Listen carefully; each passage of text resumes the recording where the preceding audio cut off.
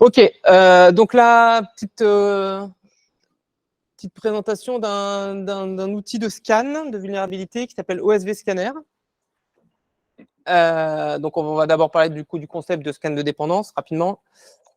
On va parler de la base OSV qui est vraiment le cœur du truc, et après on va tester leur outil. Alors je ne sais pas globalement qu'est-ce que c'est un scan de dépendance. C'est un outil qui permet d'identifier les failles de sécurité connues des dépendances d'applications. Nos applications ont des dépendances externes.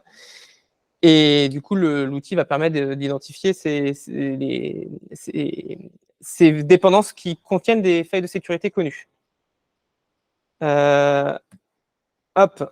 Et je vais commencer du coup par savoir un peu auprès de vous qui a déjà utilisé ce type d'outil, qui a l'habitude d'en utiliser, qu'on a déjà eu sur leur. Je t'entends pas.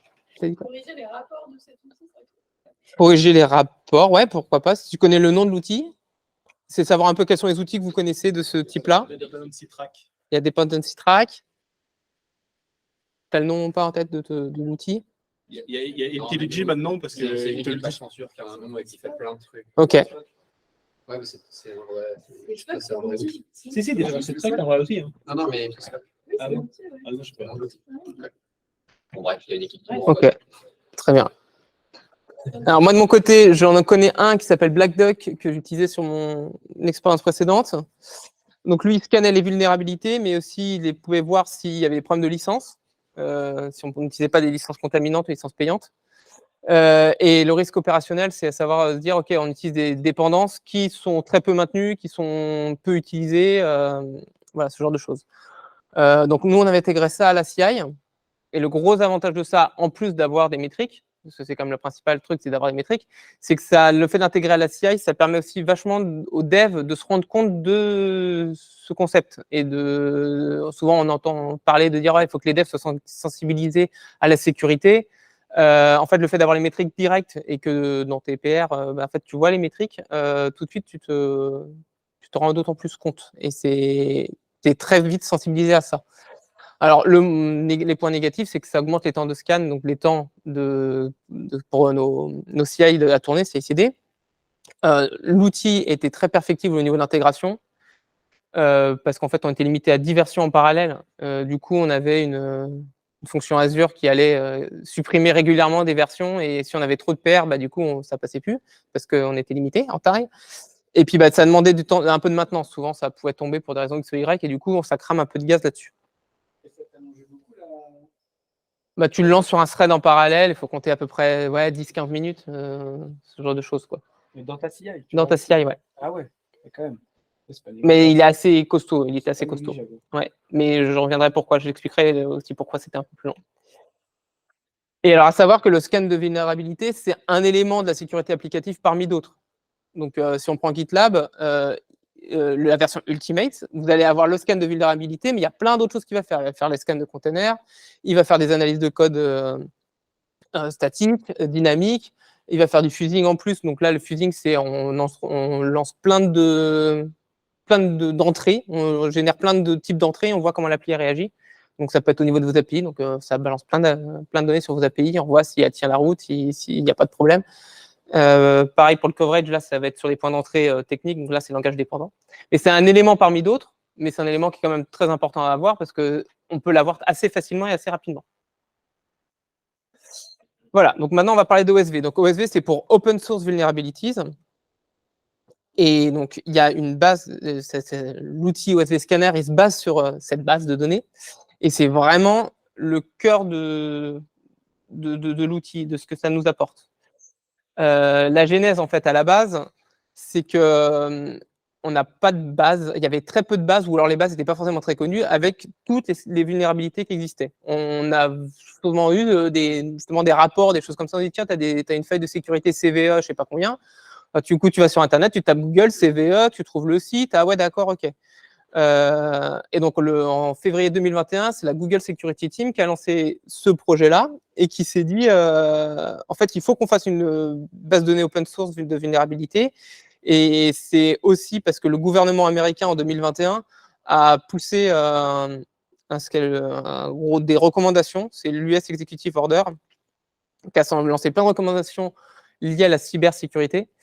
Et notamment, ils disent, il y avait un truc là-dessus, de dire qu'il faut qu'on soit bien meilleur sur notre gestion de dépendance, sur nos vulnérabilités. Et donc, du coup, il faut vraiment qu'on soit capable de rendre ça beaucoup plus accessible. Donc, l'idée principale, c'était de faciliter le travail pour les gestionnaires de paquets open source pour pouvoir publier leurs vulnérabilités et faciliter dans l'autre sens aussi la capacité à pouvoir rechercher des vulnérabilités. Et la première chose qu'ils ont fait, c'est qu'ils se sont dit, OK, il faut qu'on fasse un schéma qui permette justement de pouvoir échanger les informations sur les vulnérabilités. Donc, ils ont balancé un format JSON. Ils ont dit, OK, vous en pensez quoi? Il y a eu pas mal d'échanges dans la communauté open source autour de ça. Et ils sont arrivés, alors je vous ai mis l'extrait là, il est sur le site. Donc, ça, c'est pour publier une vulnérabilité. Et l'objectif, c'est vraiment d'être assez explicite, de dire le niveau, à quoi ça correspond, à partir de quelle version on a le problème, ça a été fixé dans quelle version. Et donc, une fois que l'objectif, c'était vraiment d'avoir cet élément-là, et ils ont commencé avec un projet qui s'appelle OSS Fuse. Ils ont testé avec ça. Et une fois qu'ils sont à peu près, tout le monde est à peu près d'accord, ils ont commencé à le généraliser. Donc, l'archi, globalement, elle est là. Là, vous avez des bases de données de vulnérabilités qui sont connues. Il y a aussi GitHub Advisory qui les a rejoints. Donc, eux, ils agrègent toutes les données, ils mettent ça dans SVDev. On peut en plus enrichir ces informations-là. Et derrière, du coup, on est capable de requêter leur base de données pour être capable de savoir, de choper les informations sur les vulnérabilités. Ils ont aussi fait des outils pour permettre de maintenir la base, pour enrichir les flux existants. Donc, c'est le petit élément qu'on voit en dessous, les upstream repos. Et puis, pour bootstrapper aussi des nouveaux projets. Et actuellement, ils ont plus de 43 000 vulnérabilités recensées. Et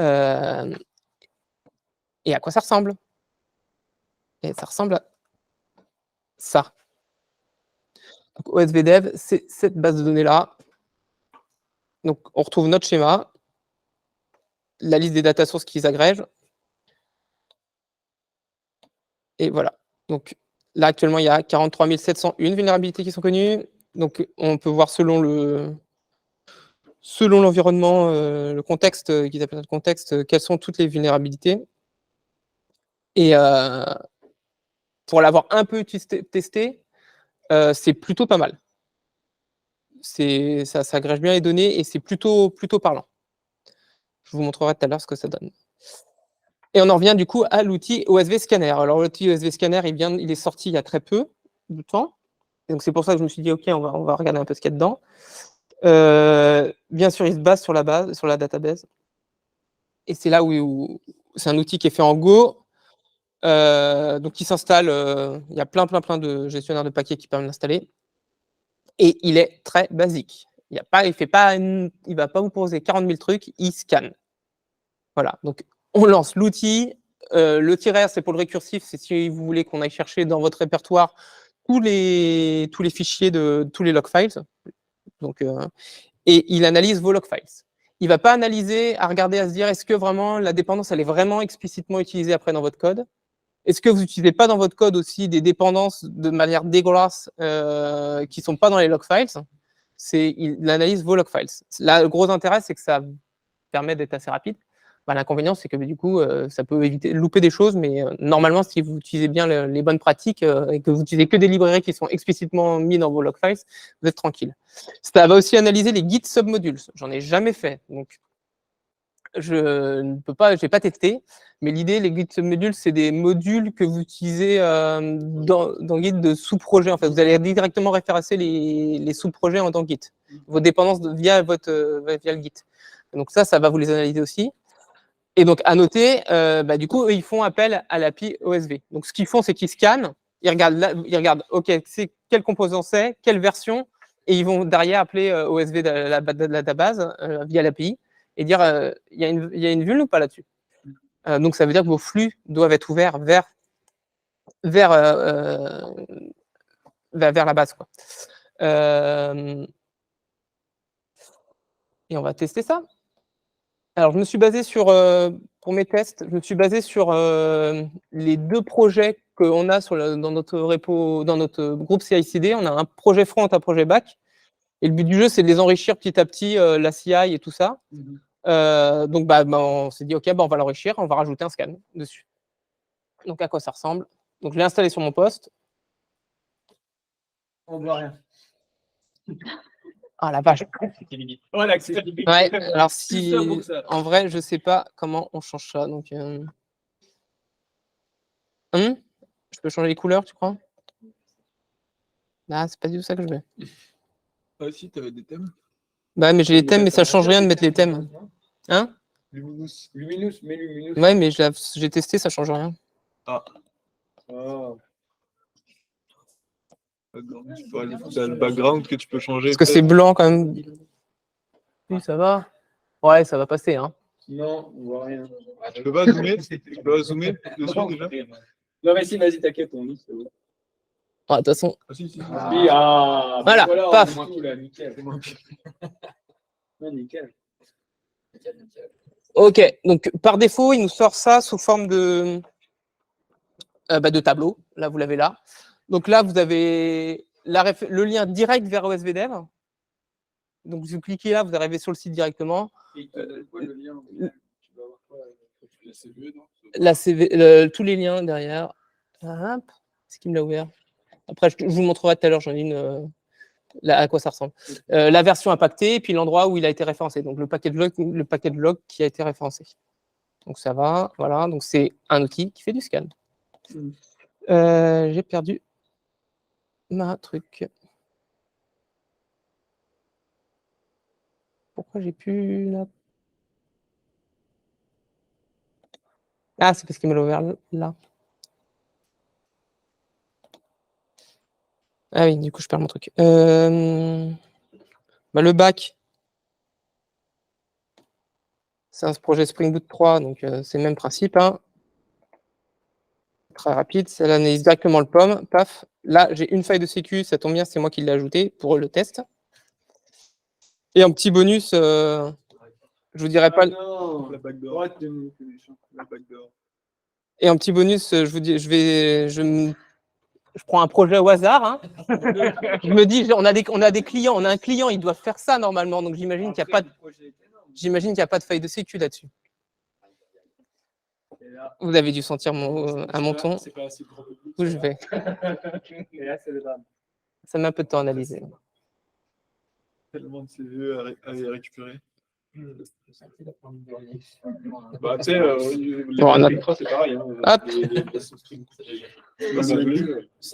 Ça rend pris presque. En vrai, ça va, ouais, faut le dire vite. Hein. Il y a quand même quelques-unes. Hein. Mais il se maintiennent à jour malgré tout. Ah, mais tu vois, Bon, alors la question est maintenant, est-ce que ça tient la route? Alors, moi, du coup, je l'ai intégré. Alors, ça s'intègre, comment ça s'intègre dans une CI? Donc, je me suis basé sur GitLab. Alors, première chose, casse-pied, il n'y a pas d'image Docker qui existe encore. Ça, ils ont dit qu'ils allaient le faire. Mais il n'y a pas d'image Docker qui intègre le OSV Scanner. Donc, on est obligé de passer par une image Go et sur lequel on installe OSV Scanner. Donc, ça ressemble à ça. Là, moi, je lui ai demandé de le sortir en JSON parce que tout se fait en JSON. On peut lui dire que c'est un report de type scanner de dépendance. Et ça s'ajoute directement. Où je suis là? Ouais, c'est assez facile à faire. J'ai mis un peu de temps à trouver le réglage, il faut être honnête.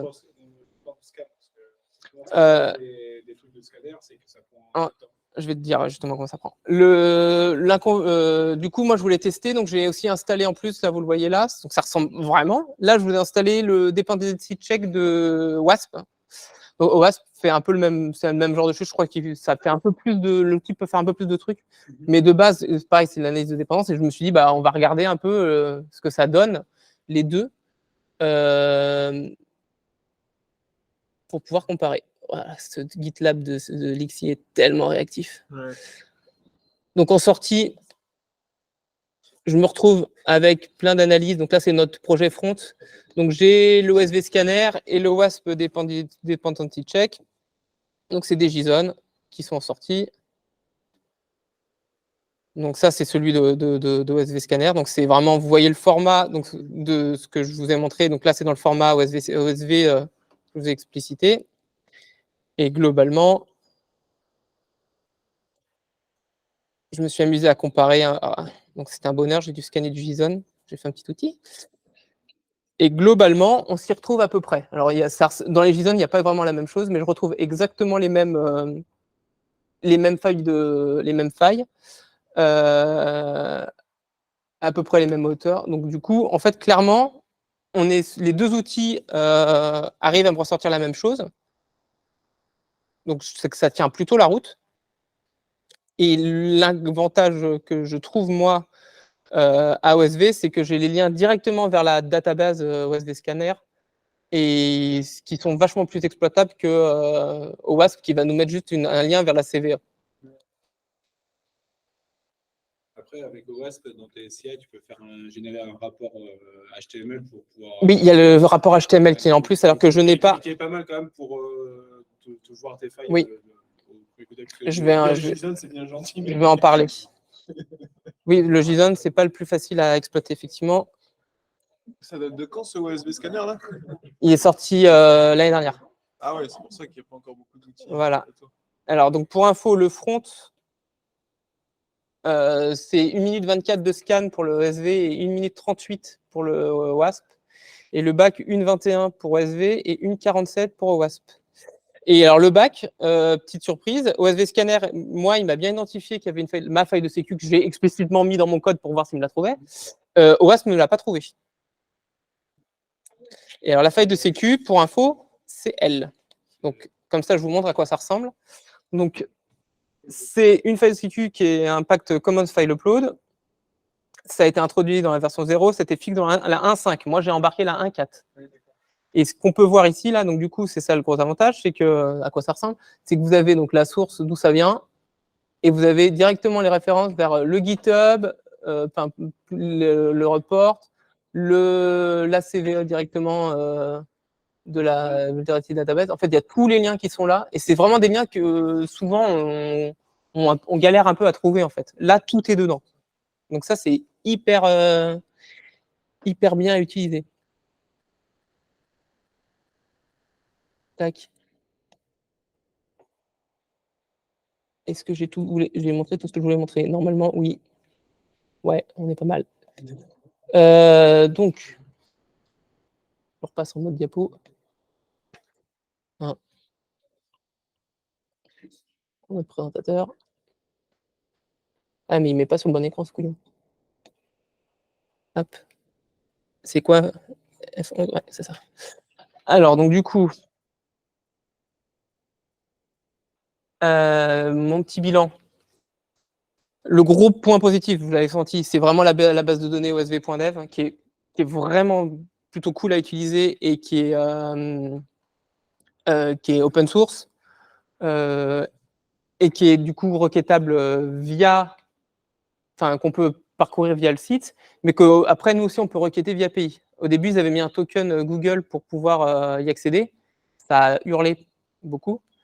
Du coup, ça s'était viré. Donc, c'est aussi à savoir. Si un jour, on a des besoins, j'en sais rien, au niveau d'une, on peut attaquer directement la base. Elle est accessible. L'outil est super simple. C'est un pauvre scan où il n'y a pas grand-chose à préciser dedans. Ça semble efficace. Et ça va dans les points négatifs aussi. C'est que moi, de ce que j'ai pu tester, les métriques qui sortent et les éléments qui me ressortent, ça tient la route. C'est compatible SBOM. Alors SBOM, je ne sais pas si vous avez entendu parler, parce qu'en fait, j'ai découvert ça. C'est pareil, c'est un format que l'administration américaine exige maintenant sur tous les sites qui en gros, décrit toute l'architecture de votre projet. Et donc, notamment dedans, ça doit décrire les dépendances que vous utilisez. Et de plus en plus d'outils en CI, CD, génèrent des SBOM. Donc, lui, il est capable de les lire, le SBOM, de dire, OK, en fait, comme le SBOM déclare les vulnérabilités, les dépendances, lui, il est capable de dire, je vais les prendre, puis je vais te les analyser. Et puis, du coup, c'est gratuit. En point négatif, il y a des tickets dessus, il y a un problème, c'est qu'au niveau Maven, il ne sait pas bien encore gérer les dépendances, les projets par an, enfin les pommes par an. Les pommes qui ne sont pas explicitement déclarées dans le... Non, c'est pas lui que je veux. Dans le... Il y a là. Dans notre pomme. Les pommes dont on hérite, quoi. Bah ouais. Alors, je vous fais le démo sur le GM. Voilà, paf. Donc là, il n'a pas trouvé tous les pommes par an, en fait. Là, on a plein de versions, on a plein d'erreurs. Il y a un petit trick qui existe, c'est de lancer une compile Maven avant pour récupérer tous les pommes, les machins. Mais du coup, ça veut dire qu'il faut que vous ayez Maven d'installer sur votre scan. Du coup, c'est chiant. Ils ont un ticket ouvert là-dessus, sur GitHub, et ils sont dessus. Mais on voit bien que c'est pas encore tout à fait sec. Et eux, ils veulent résoudre le truc. Ils savent à peu près comment ils vont le faire, mais c'est pas sec. Le problème, c'est quoi? C'est sur les pommes parents ou sur les pommes enfants? Non, parents. En fait, ils n'arrivent pas à récupérer les pommes des parents, que tu hérites, quoi. Si tu hérites directement d'un pomme Maven artefact classique, il le gère. Par contre, il ne sait pas faire les sous-pommes parents, quoi, qui sont au-dessus, qui ne sont pas dedans. Les pommes de chez toi. Voilà, si tu prends un pomme d'un autre repo, ouais. Mais en fait, il peut peut-être pas le récupérer. Il le gère, ouais. C'est ça. Ils ont aussi ils permettent aussi de scanner les images Docker. C'est seulement en test, donc ça va arriver. Voilà, ils sont encore en bêta. Ils n'ont pas encore mis d'image Docker pour faire les scans, et donc ça, c'est un peu casse-pied parce qu'on est obligé du coup de récupérer une image Go et d'installer l'outil dessus, donc on perd un peu de temps. Il ne sait pas non plus générer les SBOM, il sait les lire, mais il ne sait pas les générer, alors qu'il y a des outils qui commencent à sortir et qui sont capables de le faire. Et le vrai truc, c'est qu'il y a j'ai trouvé très peu de retours d'expérience. Il y a peu de gens encore, a priori, à l'utiliser, vraiment le scan en lui-même. Et du coup, c'est pas facile de savoir si ça tient, enfin, s'il est fiable. Moi, de mes tests, je vous dis qu'il est fiable a priori, de ce que j'ai pu tester, mais je n'ai pas la vérité complètement là-dessus. Et le JSON, du coup, qui est le JSON open source, il n'est pas actuellement, il est pas compatible pour GitLab. C'est-à-dire que si on avait la version Ultimate, normalement les JSON, quand on les sort, après on a un dashboard qui est capable d'analyser et de nous ressortir le truc. Là actuellement, c'est pas compatible avec GitLab. Je pense que GitLab potentiellement va être capable de l'ingérer à terme, mais c'est pas encore le cas, contrairement du coup à l'OWASP. Après, rien n'empêche d'avoir un autre outil à côté qui référence toutes les métriques. Je ne sais pas combien de temps il me reste. 3 minutes. Ok. Parce que Avant les questions. pour info, souvent quand on fait de la sécurité, j'ai le temps de préciser ça du coup, quand on fait de la sécu, souvent on a des données qui viennent de plein d'endroits. On va avoir les données des tests de dépendance, on va avoir des données de pentest aussi à gauche à droite, des données d'un autre outil qui tourne par une autre équipe, machin. Et c'est super chiant, parce qu'on se retrouve à avoir des tableaux Excel parce qu'il faut arriver à agréger ces trucs-là. Enfin, c'est super casse-pied. Et donc, le mieux, il y a des outils aussi qui permettent de regarder tout ça, d'agréger tout ça. Et donc, rien n'empêche de faire un petit connecteur, de dire, OK, j'utilise un petit connecteur qui est capable d'ingérer mon open source vulnerability ce format, et ça me l'ingère directement dedans. Voilà. Est-ce que vous avez des questions? Il y a 3 minutes. Toi, tu l'utiliserais dans tes projets là? Je sais pas. C'est pas suffisamment sec pour l'utiliser. Alors, moi, je trouve ça un peu trop tôt, notamment pour le problème Maven, là, qui est quand même assez casse-pied. Mais Alors, ils ont un ticket d'ouvert dessus, donc je pense que ça va se résoudre. On a beaucoup de défauts. C'était un projet full NPM. Quoi. Full NPM, je pense que ça pourrait être pas mal. Mais tu disais que ça rajoutait vachement de temps sur la pipeline. Là, ça rajoute. Non, parce que alors lui. Là, c'est des tout petits projets, quoi. Après, t'as vu celui de Seitra? Non, c'était pas long. Seitra, c'est c'était à peine une minute.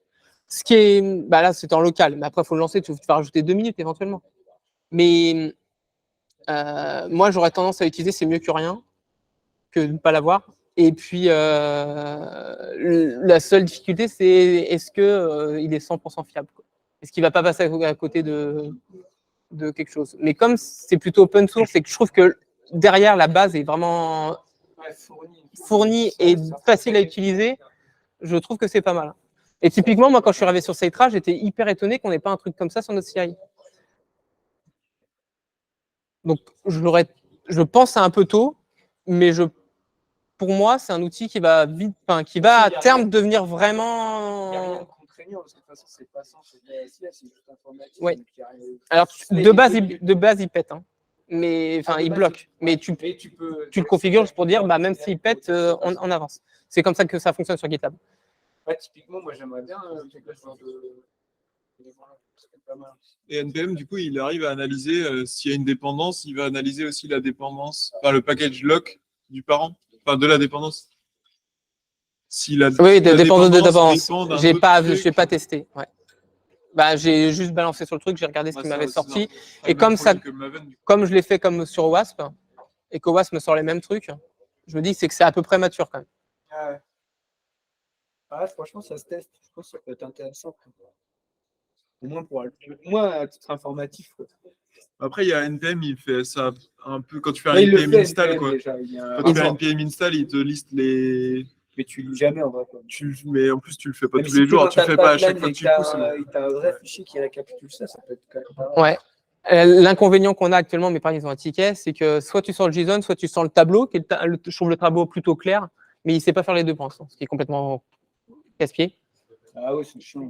Parce que, en fait, effectivement, aller parcourir un JSON pour voir les trucs, c'est super chiant. Alors que le tableau, tu vois, tu as les liens, tu cliques dessus, tu dis, OK, c'est quoi le problème? Au moins, regarder si la fonctionnalité, tu l'utilises vraiment. Et tu sors comment en tableau du coup Bah, c'est ce que je t'ai montré sur le Git, là. Le Excel, là. Ah, en Excel, CSV, quoi, j'imagine. et tu sens en CSV. En CSV. Tac, il te sort c'est ça, là. Ah, le Ouais, tableau en effectivement. console. Ah, ok. Ça, c'est une data, quoi. À partir du moment où tu demandes de le sortir en JSON, il te le sort plus, ça, Ah oui, d'accord. dans ta Tu peux pas le pipeline. sortir en CSV. Et Sur le gamin, tu le sais pas. Non. Ah ouais, du coup. Ça, c'est pas du CSV, du coup. C'est du JSON ou ce format-là, ça s'appelle data table. Ah, c'est un fichier. C'est un fichier, vraiment une sortie, hein, c'est la console qui sort. Mais c'est Ouais, un c'est pas fichier vraiment un quand même, fichier. ou Non, pas non. Il y a pas de rapport. Non, il n'y a pas de rapport. C'est le rapport, si tu demandes un rapport, c'est en JSON. Ah, d'accord. Bon, en tout cas, c'est intéressant. Franchement, ça se tente, je pense. Après, tu vois, là, il se balade sur le package lock, donc le package lock va normalement sortir beaucoup plus. C'est la version agrégée, non? Bah, je sais pas, ouais. Bref. Ouais, franchement, pas mal. Question, pas question. Ah, vous avez raté, les gars. C'est vachement mieux que ce C'est bon? Vraiment? Merci.